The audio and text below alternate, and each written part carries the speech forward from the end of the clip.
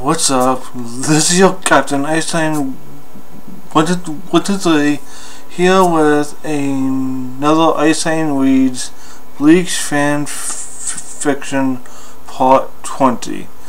Yes, this is the next to last chapter of this fan fiction. I did try to record this very same video before. That's why it's kind of up kind of late, but I was almost done. Then a fucking motorcycle, loud as hell, just comes blaring down the road that's right near my house, and it's blaring so loud as hell, and I knew that my mic was gonna pick that up. Then I would have then if I had uploaded that actual video when it got to that part. Anyone wearing headphones would have gotten their ears blown out. So yeah. Anyway, let's get into this chapter.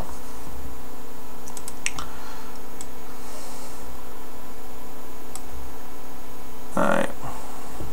It was the first day, and the Hele was once again trying to dictate my actions and abusing Teal's position to do so. He and I spent the entire time walking back to the inner wings, arguing about rules and traditions and the ramifications of ignoring them, and the necessity of flexibility and encountering the unfamiliar.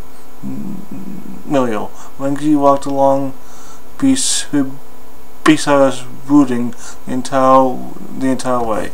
How he held his tongue was astounding me.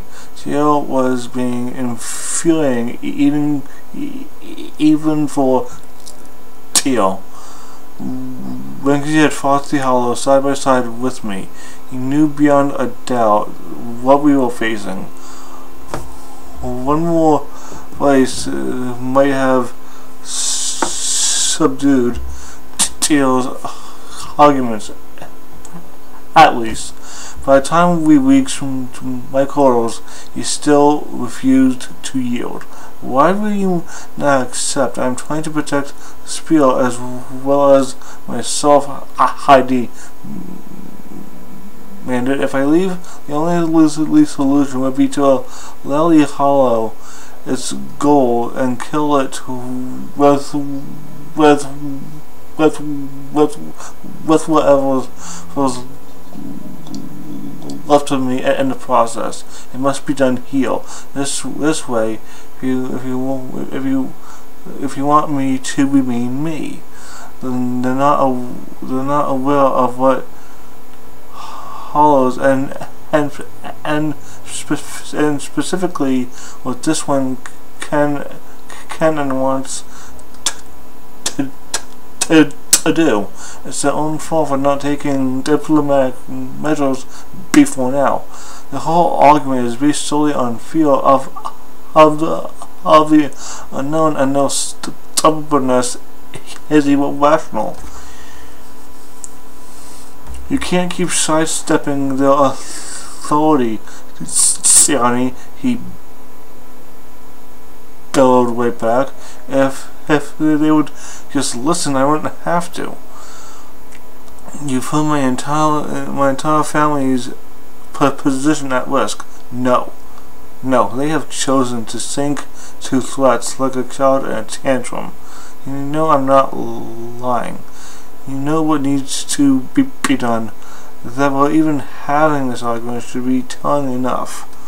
She gave us access and then released us. When was the last time that happened? That's another thing. Do you have any idea how furious they are that you went to the well without a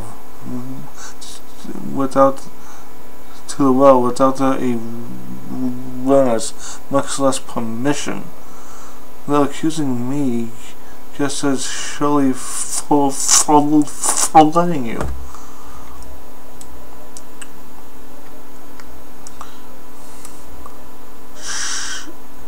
Shut up! A voice growled across the room. It walked as it caught us both. I don't know. Whales. We did. Shut up. Wingsy. This isn't helping you. He pointed at me. Let me have Zabi Imado and you. He pointed at Theo. Right outside. I'll be right there. His tone softened considerably while addressing Theo. I started to argue, but Wingsy held his hand up at me. No more. Not at me. Not at him. You're done. I got hit with the acidic. Hey again. I swallowed hard. We retrieved Zabi from under my bed and tossed it at him. He glared at me and we torn. After sliding the weapon back into his obi, he was quickly out the door. I would have followed, but I heard the carefully muted voices moving away from my room. I half growled, half screamed, and slammed my fist into the wall next to my bed. I was the only one. I was the one with the raging howl inside, and everyone was against me. Why don't you give this a try instead? A phone voice from the door suggested. Myriad. She was holding a tray nearly overflowing with food, and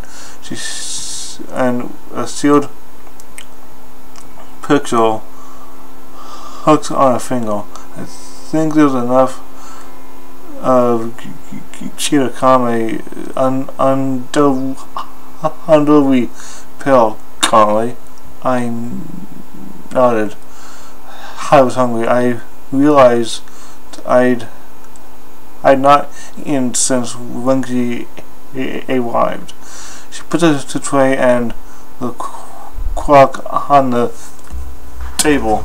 She sat and I moved to journal. Thank you. I needed food. That's not all you need. You need an Icetitan. I'm not sure if I'm actually saying that word right. She chuckled. I wasn't attempting to eavesdrop, and you know that. I was already on my way with this, and heard most of what was said. Sorry, I've been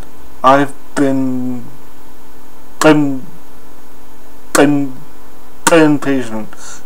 I've accepted what corruption pieces I've been given from TL and Hebord, and what's filtered down from the comic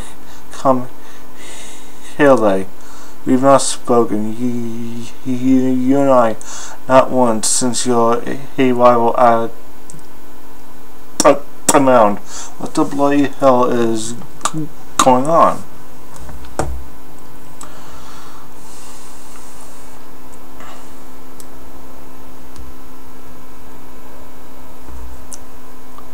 There was desperation in her voice. Anyone could tell she was cooking back tears like Tia had been. She was hot and angry, and because she had no idea what happened, I should have made time for her. I couldn't think why I hadn't. Wasn't like me to be so neglectful. Maybe I was always a friend, even when I resented the idea of short fail. I'm sorry if I'm not pronouncing that word right. Even being necessary. Either I was trusted to be an long knife, or I was not.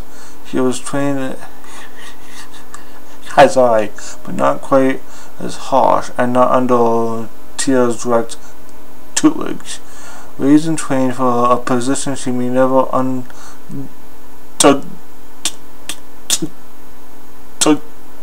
take, she became half-like, I think that's how you say it, of Icetitan, and Tia the only one holding rank above her. But even she could only understand to a degree what differences had been forced upon us.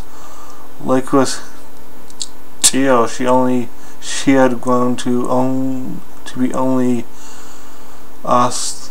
I can't pronounce that word again.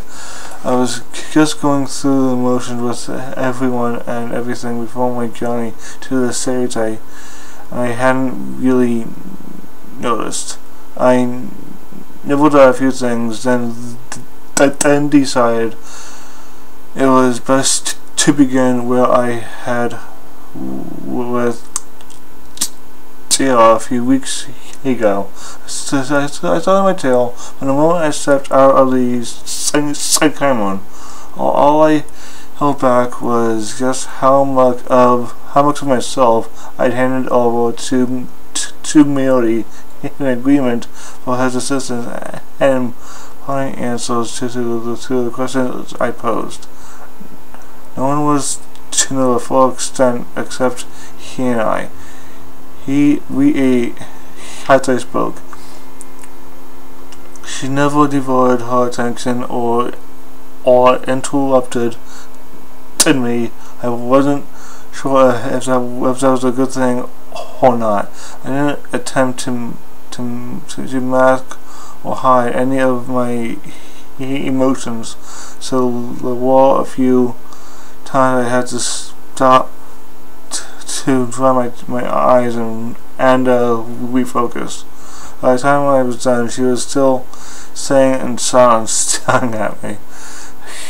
Hell of a mess she made for yourself, she said, stifling a giggle. No wonder you let me beat the crap out of you. Thanks, I stated glibly. Don't think it will happen again. She stood up, walked behind me, and hugged me tight about the shoulders, and had best not.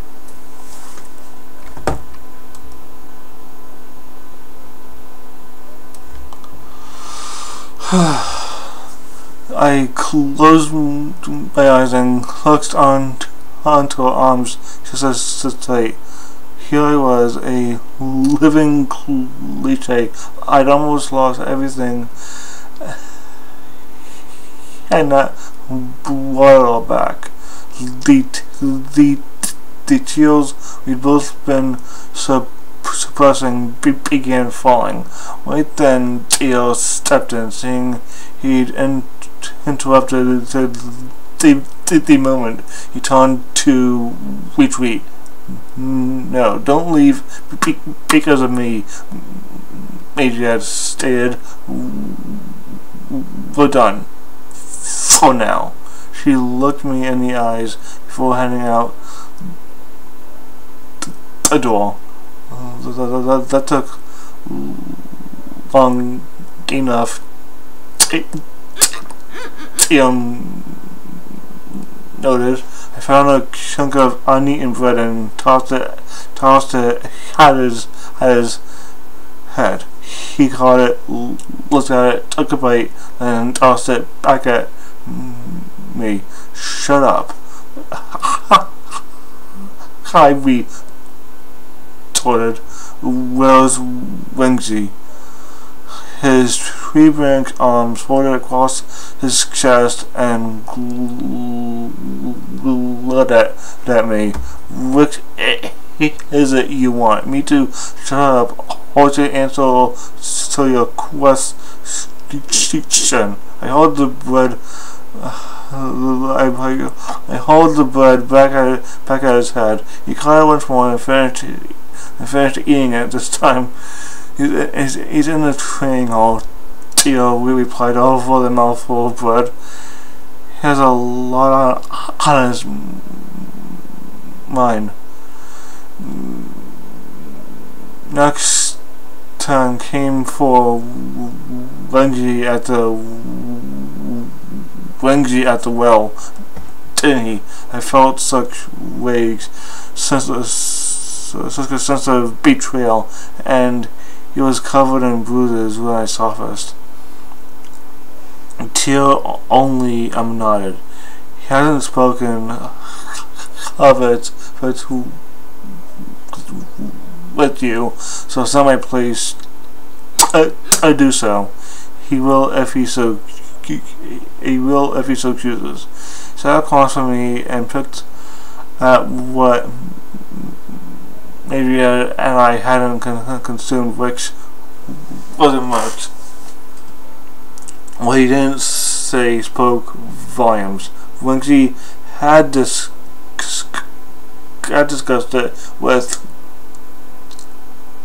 Tio. You said you needed to speak with me.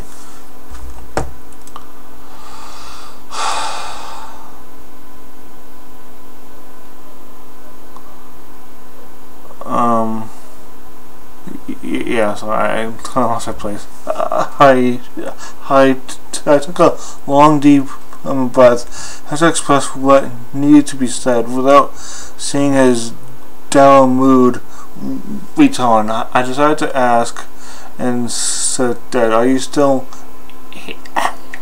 angry with me?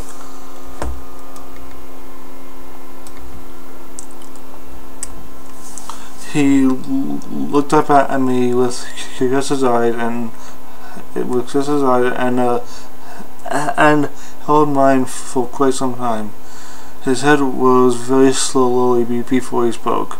Useless was his reply. I am supposed to be the protector of this bureau, and of you both personally and your position. The moment you first stepped into a spot where you deal away from me, that's why I've been useless. Yes, some of it has been aimed at you because of you. But my anger is about this whole fucking forsaken situation, and the only thing it seems I can assist with is the one thing I know I can't do. I know I cannot do. He pounded his fist into his thighs.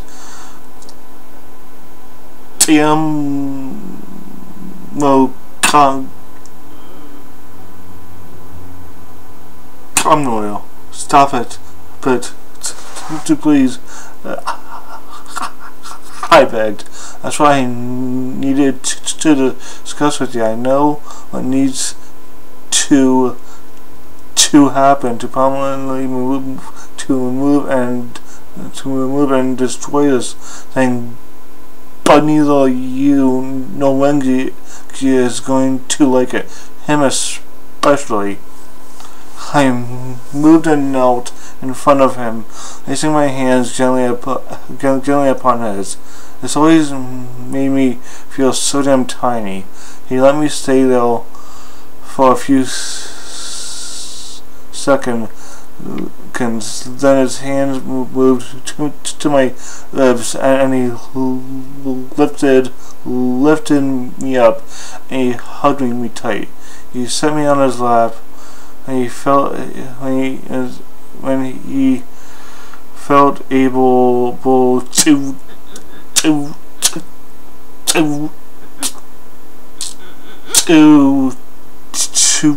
release me. You haven't called me. Well, I'm no since you're a child. I rested my head upon his chest. It doesn't mean I stopped thinking of you that way. I always knew I'd be safe. And any hardship I faced would fall because I always had you and your faith in me. He kissed the top of my head. So what is going to be so terrible?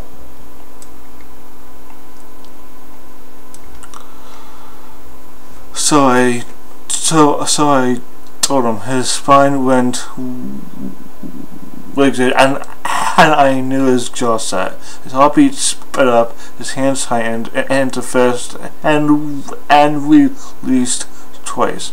It was a much more controlled response than I expected. I explained that the hollow, basically asleep since the well, but that condition would not last long. Since it knew what I knew, I had to tell him everything that was shown to me and what action we had to take. Each time the hollow had overtaken me and I'd attacked others, my emotions regarding Wenji had been the catalyst. We would have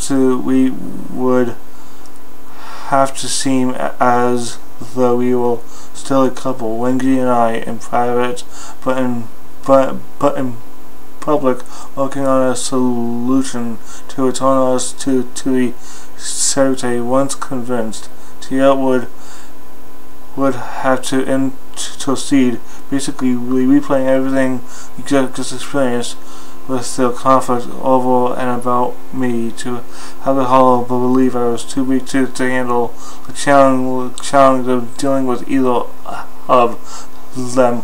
The hollow would have to be allowed to surface, and I would have to fight inside as I had before to retain just the tiniest fraction of myself at that moment. Wenji, and all of the fiance of Kame would have to bind it / me.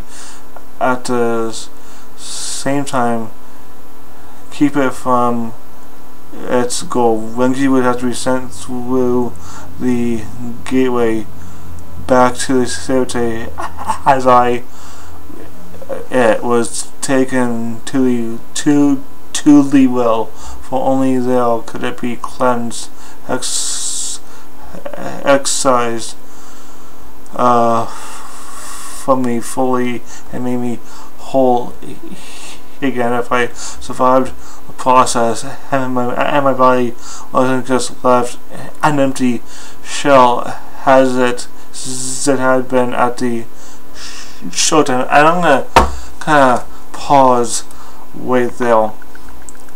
That's another reason why the Gotei, well, should say one of the reasons why the Gotei doesn't have a way to get a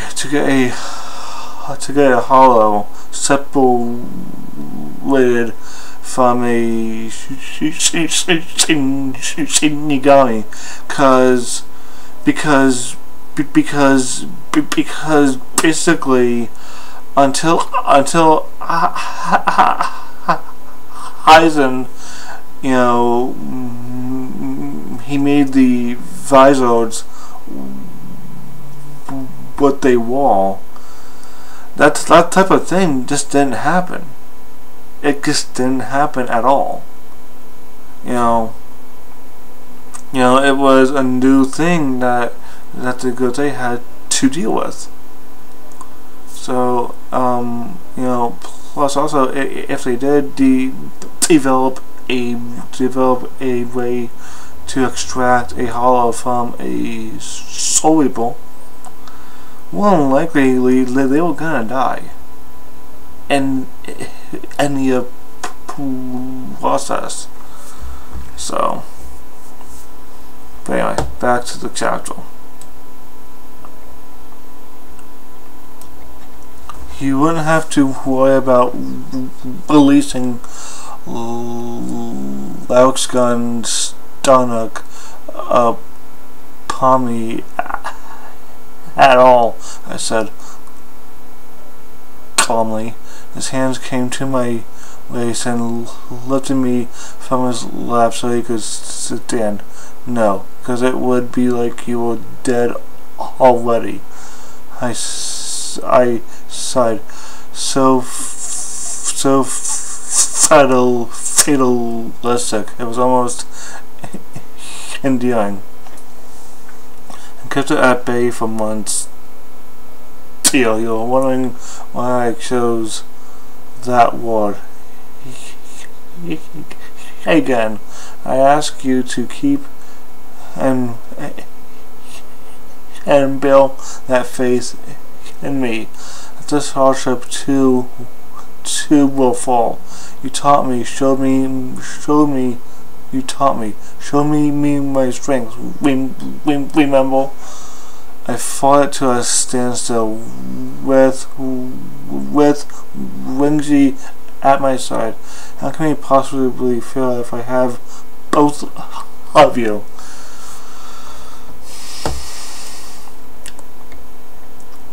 His breathing was hard and heavy.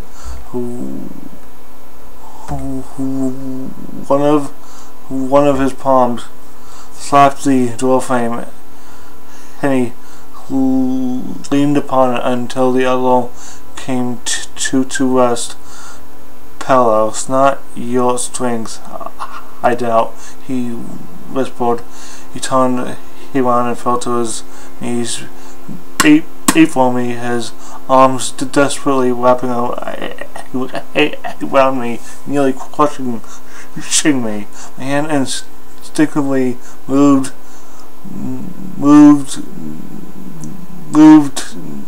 to his head, stroking it soothingly. I put him through so much, and was asking so much more. There was an end close at hand. He stalled me when his head came up, and he pulled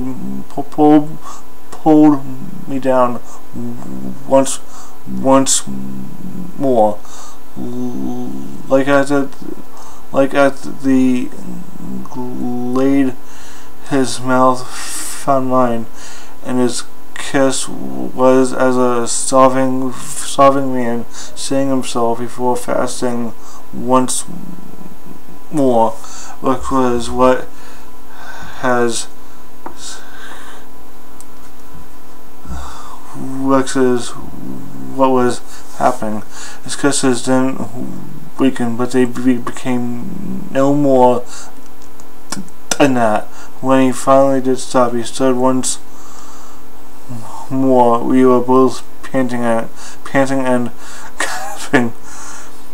I'll return to the living quarters and now Kame, he said as he moved to the door.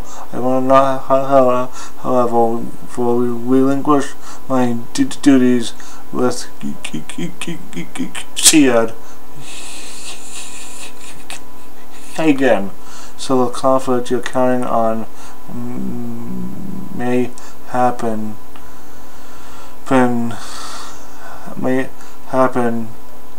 before you're ready. What you ask of me. As he reached fully handled the door,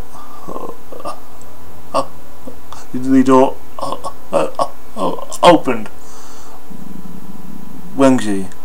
Teal's fist clenched and released again. Wengzi slipped quickly into the room and Teal stalked out.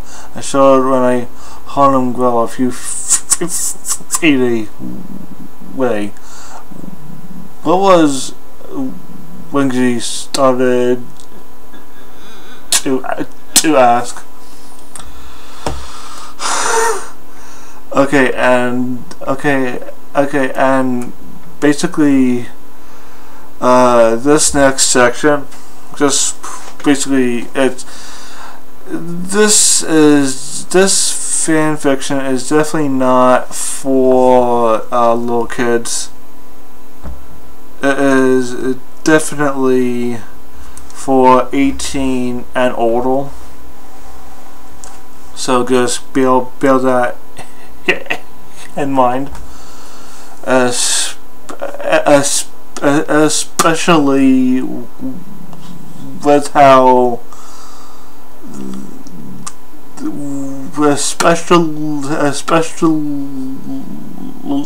especially with how the next chapter ends. It's kind of needed. I couldn't cast it aside any longer. Too many times I'd been roused and had to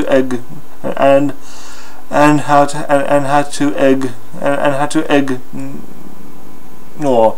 I stepped toward Wengzi, grabbed the folds of his shiaksha and kissed him with the same fervor Teal has shown me. He kept trying to evade and ask me what was happening, but I didn't care. By the time I had him out of his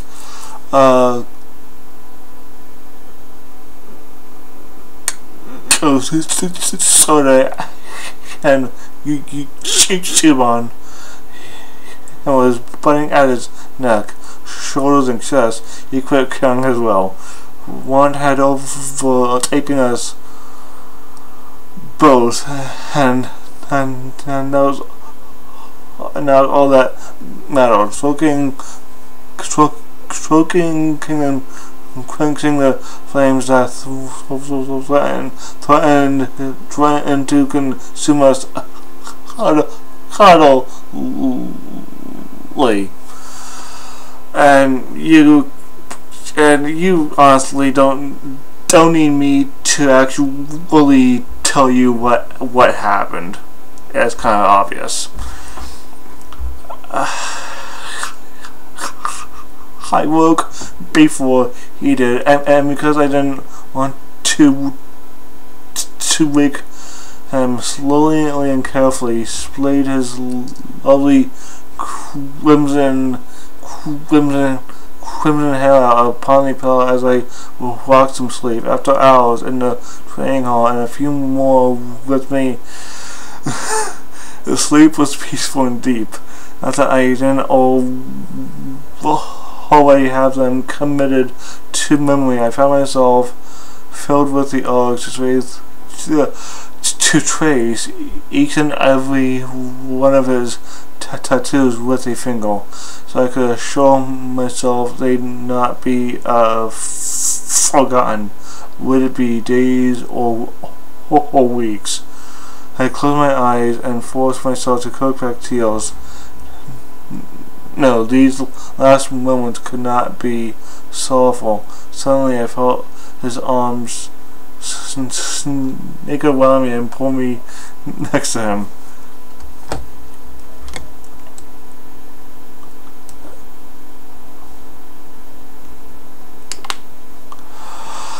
I giggled, and getting out of bed was like coaxing a hibernating bear from me then.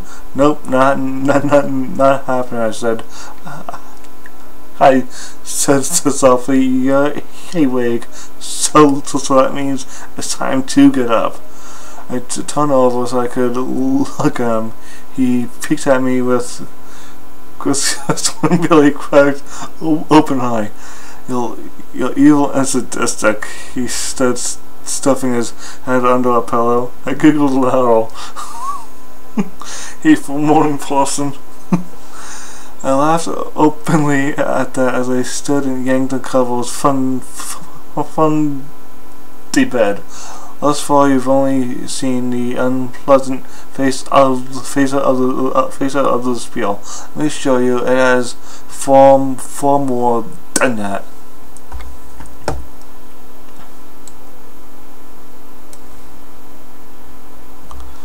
He stopped, slowly yawning and stretching the whole time. His hair fell down his shoulders and back and across his chest. I sighed. That was a sight I never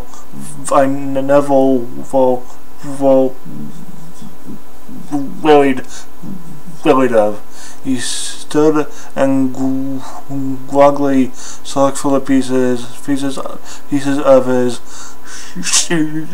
She-Hulk shell. He dressed as I made the bed, and as I was gathering the pieces of my own outfit, he grabbed me and pulled me close again. His mouth found mine, but the kisses were soft and loving. I moved away gently and to rest. So, do I get an explanation for that? He gestured toward the bed, then he gathered his hair, piled it on top of his head, and bound it. Can a woman in love not express herself physically as well? You never made an issue of it before. I turned back to the bed, pretending to adjust the covers again, knowing my expression would betray me. But you and Tia, I thought, don't. The word came out of my mouth far too harsh, and I felt him nearly flinch. Don't think. Let this just be. Okay. He approached me and wrapped his arms around me, so my back was tight against his chest. Yeah, sure. So what is it you have in mind for me today? I turned around in his arms, looked up at him, and smiled. It's my turn to play tour guide.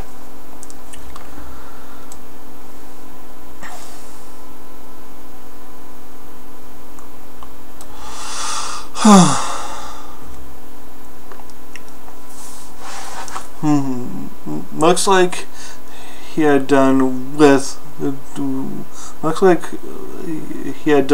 me in the sketch. I took Renji in hand to show him the world in which I'd been born, raised, and trained. He had the chance to see firsthand why I was so vehement about the conditions in the Kungai, and why it was so shocking king to me. He marveled at everything. Finally comprehending what I tried so hard to explain. He was amazed. We had only the Kame designated for training and housing warriors. We'd never needed more. The last breach of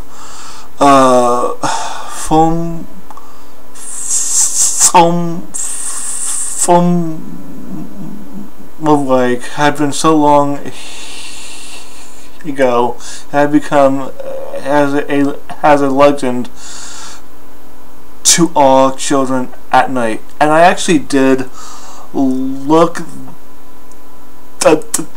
them up. Pretty much they make the Espada look like elementary school bullies. That's the gap between them. That's just so. Days turned into weeks as I showed them how each Kame functioned, both separately as a piece of the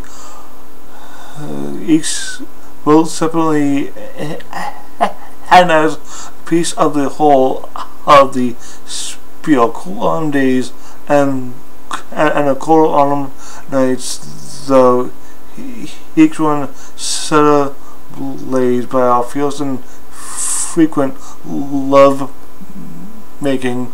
Once I felt he'd learned all he could from elsewhere, I pulled us back to Shirokame, back to well the end, back to where the end would begin.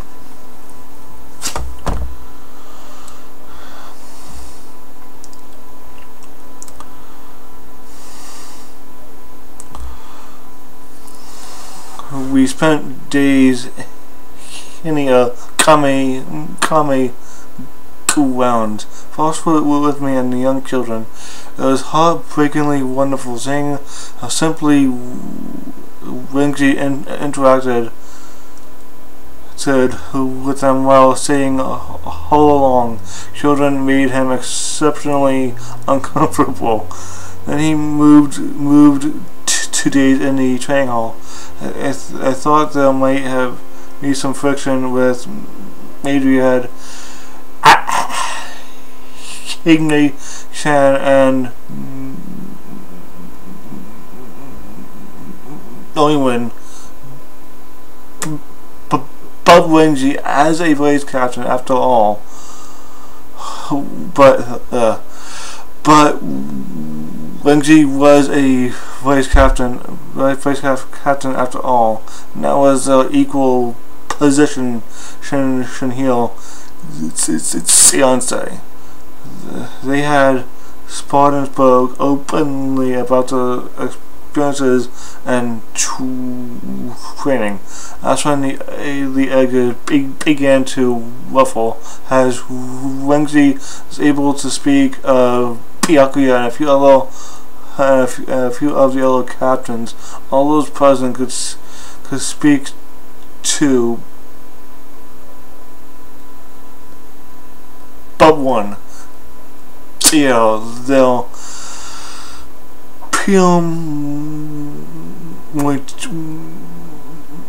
Waitio and Wolfhiny of the to the spirit itself. Geo, who possessed the raw power of Sawaki, the womanship and discipline of Byakuya, the talent, skill, and presence of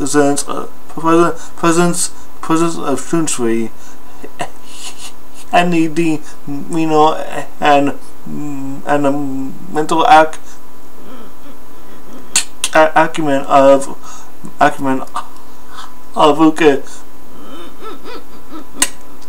Uketake within one man. So basically, if you fused Kenpachi, Byakuya, Shunsui, and Uketake into one being, that would be Tio. Pretty much. Renji already filled himself with the need to defeat just once Byakuya Kuchiki. I could see it in his eyes. As the elder spoke of Tio, he knew he couldn't measure up, and the seed of self-doubt was planted. When it was mentioned how astounding they all thought it was, they'd seen Tio's I can't pronounce the words, so I'm going to say actually Shikai, and speculated what his, I'm just going to say Bankai, because I can't say the other actual word. Tries to assure them it was not something they wanted to witness. They were amazed I'd even seen it. Renji was awestruck, as I originally thought. He had no idea Tio was holding so much so casually, and we resolved when they fought. Soon after, I timed our visit to the training hall to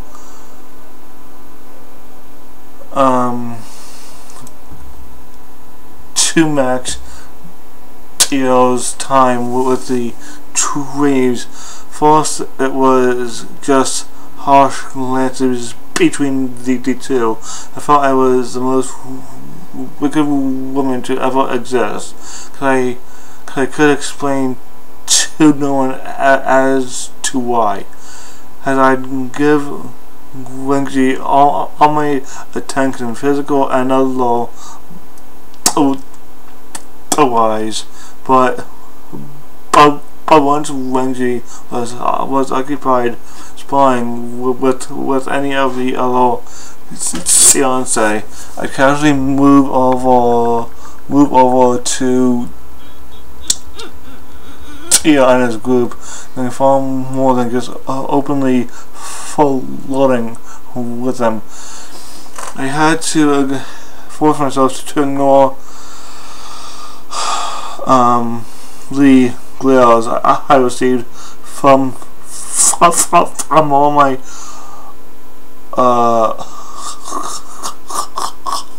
half-likes and even the trainees. I had to keep my thoughts and my emotions under strict control for what started as glares between the two of them turned into muddled, then openly spoken words. Directly it became intermittent blows that more and more became passing brawls as the Half-Ike and the fiance kept separating them. The overall charisma towards those around them also had the desired effect, as it seemed there was no solution to removing Renji from the spiel. Many of the trainees and even lower Half-Ikes had chosen him over Tio because his techniques were so new and different, because as a Zabato,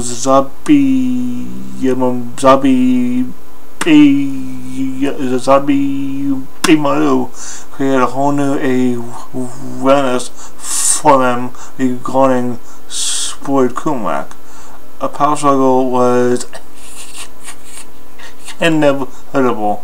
Basically created a civil war within my own kame. Nothing anyone in the common Hele could say or do was influencing anyone's actions, and the tension and chaos began seeping out of Shirakame. I'm just gonna pause right here because right here, as when the loud ass motorcycle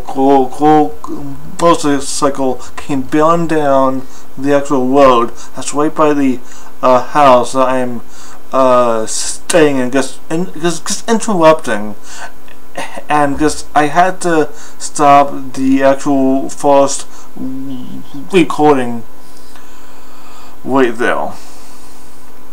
But okay. Anyway,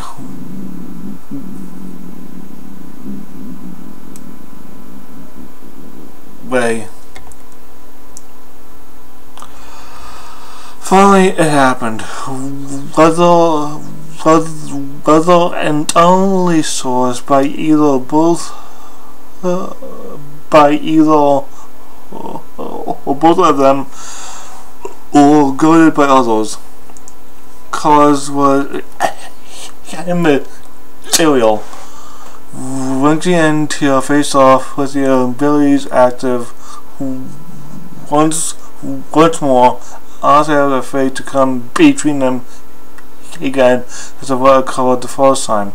The power I called upon that wasn't all mine.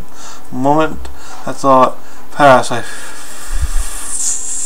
felt it, not walking, and not looking and hinting, but active any will. A new thought overtook the previous one. How interesting would it be for them all to see what they thought they desired? Luke's gun, Sona, alive and unleashed. The outsider. The Usupo crushed in a shower of bone and blood. No, I would not let them kill each other. I had to fight to even get to them, as so many, not just Shirakame, had gathered her to walk. I managed to get almost between them, but neither paid me any attention when I drew and Neonok Shigari and could not call upon the force I had before. Of course you can't, you weak, despondent animal. I heard that haunting, deep, guttural voice say. I wasn't sure if it was in my head or not. Then the laugh. When it laughed, I knew. The sound issued from my mouth. Yes, it hissed. Yes, inevitable freedom. I walked from inside my own head, has my body distorted and lengthened, torso, arms and legs stretched into horrific disproportions of flesh, changing to a red hue streaked with black, and that pulsed and moved like living veins. Those gathered, some gasped and fled, while others tried to subdue. Pointless. The thing cast them aside like dolls. Of course, got Renji and Teal's attention. They both attacked at once. The Hollow encountered Renji once and was able to anticipate. Renji knew this, and from his movements were clearly acting as a distraction for Teal to combat the thing himself with Lux gun Stunnock. The active Phantom Royal, unlike before, and only when it only had Renji and I as combatants, here was completely different. The Half-Like and Fiancé, trained and ready by Chia, a solid threat to face. One that unified the phenomenon emanating from all of them. Hollows was unable to adapt, and Teal had cornered and Zabi Motto quickly enveloped it, calling about it tight. It whittled and screamed as it tried to resist being bound by intermediate amounts of rope, chain, and finally shackles. Several of the fiancé held it tight as Renji released Zabi's coils, though Teal still held it at sword point. It kept fighting against them, and that gave me just enough of a pause of its control to break through. I turned my owl, its head toward Teal. Renji gateway to Showtime. I managed to block out. Fortunately, it was enough on my voice. They knew it was really me, but my plan and intent was wide and in the open, and fought full control again. Not Renji had nothing to manipulate me with. Teal, take him. It tried flailing and wriggling for a moment. I feel my wonderful fiancé were going to lose the hold, but didn't. Log's rope crawled into a belled wagon as it continued its attempts at breaking its bonds, and we headed to the northeast. Not so easy, the guttural voice squeaks. The sound pierced me to my core. Actually caused me pain. So they bound my body once again on snail line, and this time they left you all alone. I'm not alone, I thought to myself as I steeled against what I knew was coming. I'd put them both through so much. I done amazing and also questionable things. I made Monkey promise not to give up, and he had more than once Teal refused to let his faith in me falter. I just had to hold out to the well, and this would be over. Laughter, contemptuous laughter, and then the pain began. And that's the end of the chapter. And next is the last chapter of this fan fiction, but that is not going to be until next week. So,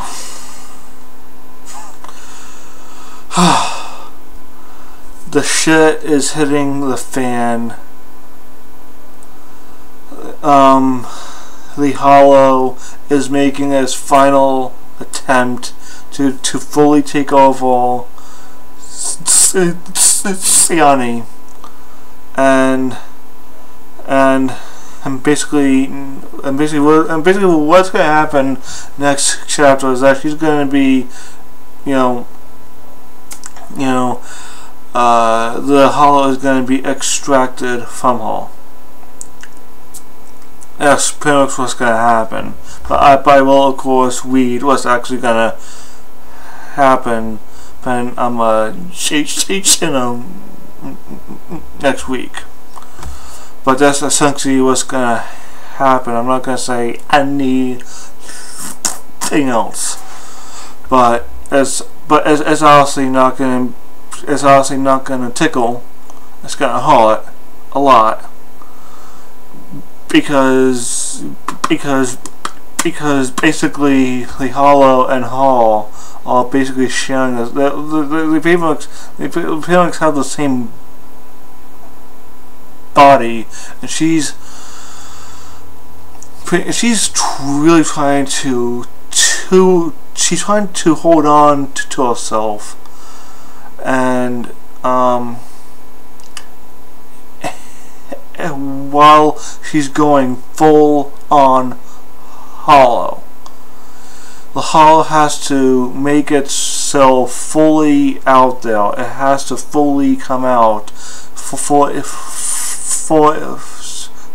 because as soon as it goes into the well, it's gonna have to be fully extracted from and if it's not fully out, there is no way that the well is going to be able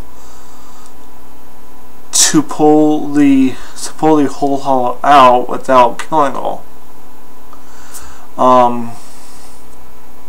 But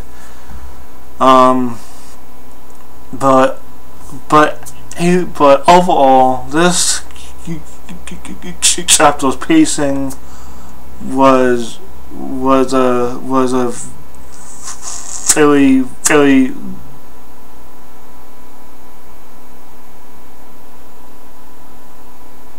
good, and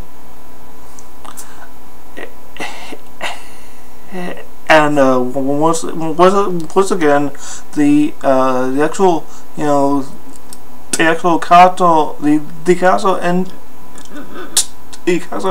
council interaction was really good as well. But yeah, it's gonna really pain me to read the final chapter of this fanfiction. Again, I'm gonna try and keep my emotions in check, but yeah, overall this was a really good fanfiction chapter. That's all that I have to say for this actual video. Be sure to like, comment, subscribe, share my channel with your friends. This is your captain, Icetitan 123, signing out. Peace.